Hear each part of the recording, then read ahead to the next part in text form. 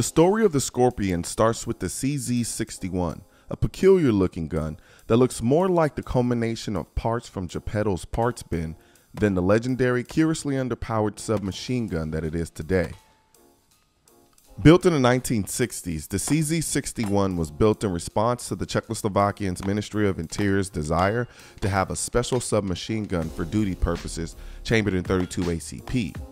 Now, I understand that the desire for the gun to be in 32 ACP was due to the ubiquitous use of the cartridge by the Czechoslovakian security forces, but I still can't help but shriek at the thought of being relegated to such an underpowered round. Though it may have been designed to be, the CZ61's legendary status wasn't earned because of its tactical prowess. It's the fact that you have a historical gun the size of a pistol with a magazine in front of the trigger guard, a flip-down stock, fully automatic capability, and a gun that fires an almost recoilless round. I don't know about you, but where I'm from, that sounds like a hell of a good time. The second generation of the Scorpion was nothing more than what it should have been to begin with. It looked exactly the same, except this time it was chambered in 9mm, wherein they changed the name to the CZ Scorpion 9x19. Though they fixed the fatal flaw of the gun's ergonomics and design left a lot to be desired. So they continued in the weapon's development, and in 2009, things got real interesting. Meet the CZ Scorpion EVO 3 A1. If you're trying to find some residue left over from the CZ61, you're not going to find it, because the only thing the CZ Scorpion EVO 3 A1 shares with the CZ61 is the name Scorpion. The Scorpion EVO 3 is one of those rare cases where throwing the baby out with the bathwater was actually a good idea. I mean, look at this thing. It's like a disgruntled former H&K employee walked into a CZ board meeting with an MP5 and said no one's leaving until you build me an MP5 killer. What they built was an amazing submachine gun that was easy to operate, frighteningly ergonomic, cool as hell to look at, but unfortunately not available to anyone who wasn't kicking indoors for a living or living on Mount Olympus. So, they did what any good company who pitied the plight of us mere mortal gun nuts. They built a version we could own, and they call it the CZ Scorpion EVO 3 S1 pistol. Immediately your heart sinks because you know a civilian version of any submachine gun means two things: no stock and no full auto capabilities. However, there's something to be said about the Scorpion EVO 3 S1 pistol that even though it lacks those essential elements, it still has the same smell as its full auto counterpart. Just looking at the pistol, you realize that but for the stock and happy switch, it looks just like the submachine gun variant. Now, I'm not going to sit here and try to convince you that the difference between the pistol and the submachine gun are minor, because that would be moronic. The submachine gun blows the pistol away, but if you can ignore the submachine gun for just a moment, you'll soon realize that the pistol in and of itself is a force to be reckoned with. Moving through the shoot house, the pistol felt like an extension of my body. Clearly I was point shooting, but the sensation of having no stock didn't feel all that weird.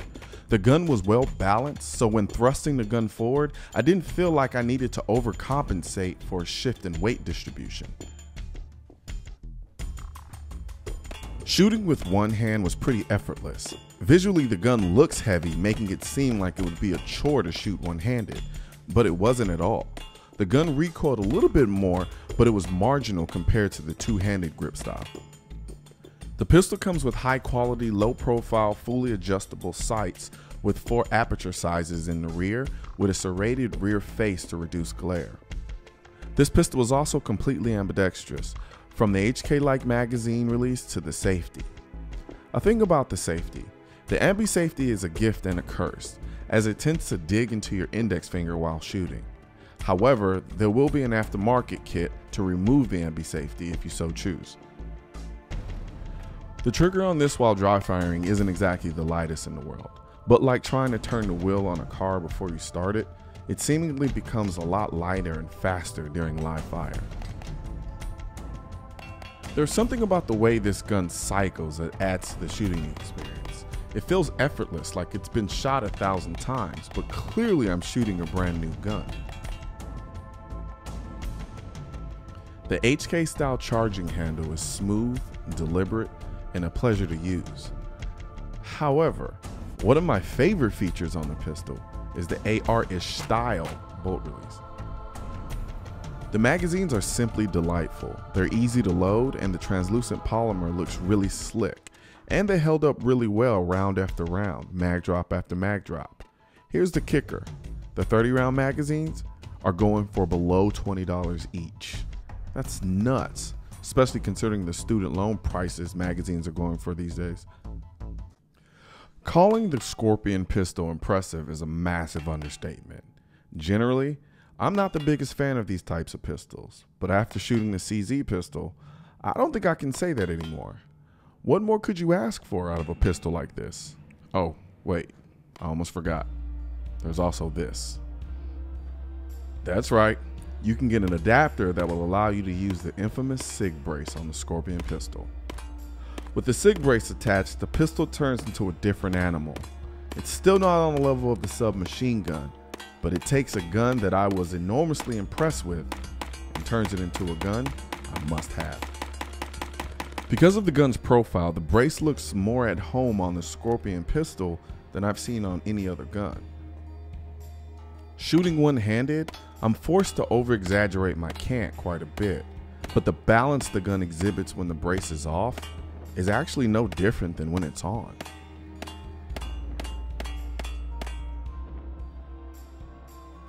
I shot close to 1,000 rounds with this gun and couldn't be more impressed.